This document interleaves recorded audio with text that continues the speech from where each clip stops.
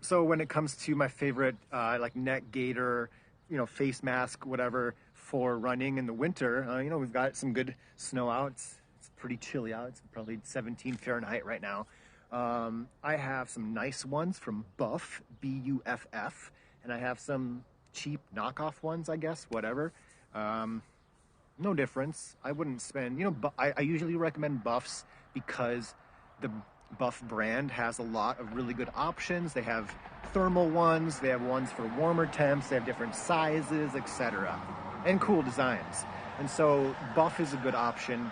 And, I don't wear them very often in the summer, but in the winter, they can be a neck gaiter, they can be a face mask, they can be a, uh, head covering. They can be all that at the same time. So, if you want to get a really nice one, go with Buff.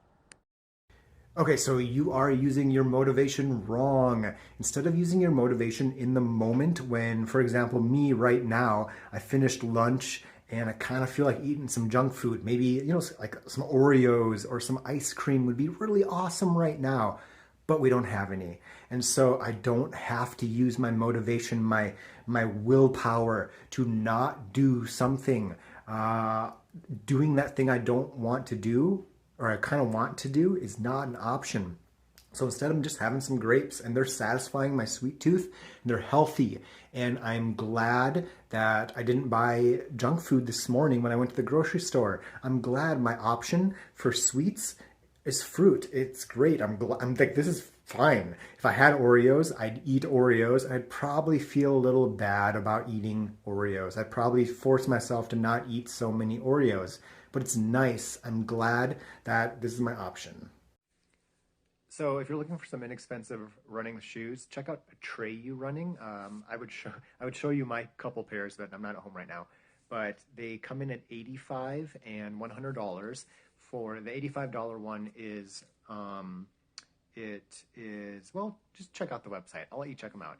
But I love them. I haven't had the version 2.0 yet because I have, I think, two pairs of the 1.0, the original Atreyu shoe. I also have a pair of their carbon fiber plated racing shoes. They're $100. They're fantastic.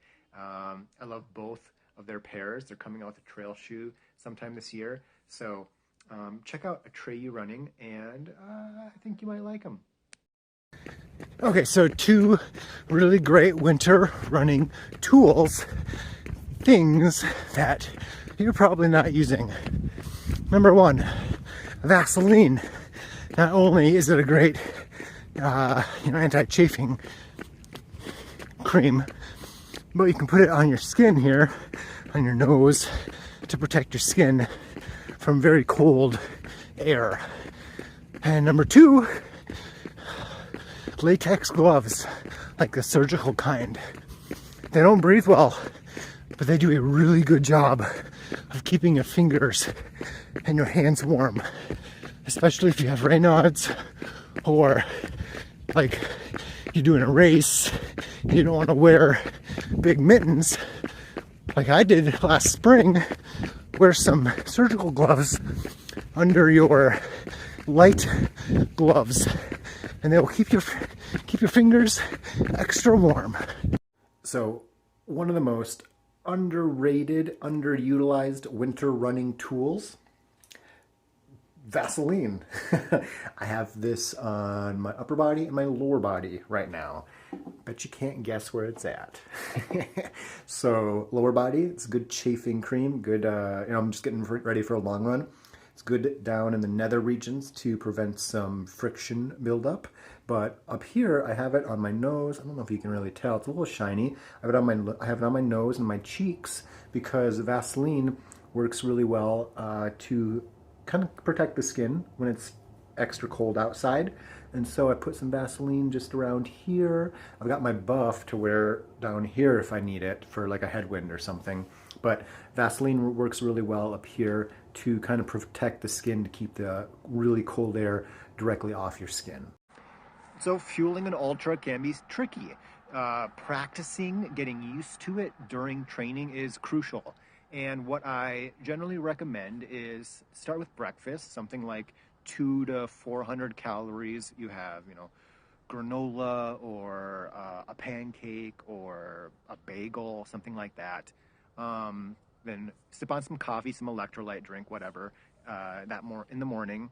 Right before the start, have something like a banana or have a gel right before the start, and then shoot for 200 to 300 calories roughly every hour. It could be through granola bars, it can be through gels, through gummies, through boiled potatoes. Whatever works for you works for you. You just need to practice, experiment, and get used to it. Even if you take 37 gels per 100 miler, like one of my clients did, works for him. So just practice and figure it out. Okay, so you have some plantar fasciitis, and you're wondering if you should run or not. And generally, so I tell my clients, I tell my runners that when in doubt, it's always best to rest.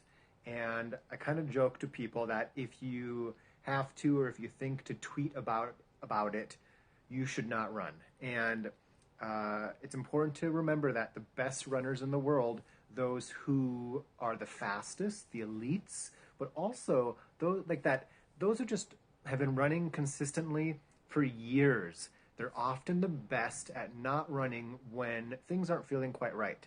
And often it can take just a few skipped runs, an easy week or two to let something heal up, and then you're good to go. You hear too often from injured runners that they wish they wouldn't have ran, they would have rested sooner. Okay, so quick review of the Born Tough running athletic leggings and initial thoughts after maybe 5-6 runs are that for the price, they're pretty good. They've got a side pocket on each side and some pretty good reflectivity in the back. Now, again, for the price, they're pretty good. They're not super thick, but they are quite soft. And one thing I did notice is that there's no elastic to tighten up the waist. And with a small phone in the side pocket, you definitely notice the phone in there. And they do kind of sag down a little bit. So that's something to be aware of, is there's no elastic to tighten the waist. And they do sag a bit. And the phone in the side pocket here is more noticeable than leggings that will hold it up higher, up on your thigh. So if you're struggling on pacing the easy runs, running slow enough, running easy enough, there are a few ways. Whenever I have a new client, a new runner come to me for coaching, I always have the easy run discussion with them because it's one of the most important skills that a runner needs to run well, to run frequently and consistently. And I tell my runners that just because a run is easy doesn't mean it's not beneficial. You can run further, you feel better, you can run more consistently, you recover better, you don't need as many days off for recovery, etc., etc. And a couple ways to do that are nasal breathing can be a really good option. And that's just simply running with your mouth closed. Doing some sort of 1 mile time trial, getting a max heart rate. That way you can have a fitness benchmark and set a pace or heart rate alert can be helpful as well. All right, so pacing a progression run, going down 30 seconds per mile, it's perfect. I often do a workout where it's a 3 or a 4 mile progression after a 1 or 2 mile warm up, and it has a 1 or 2 mile cool down at the end.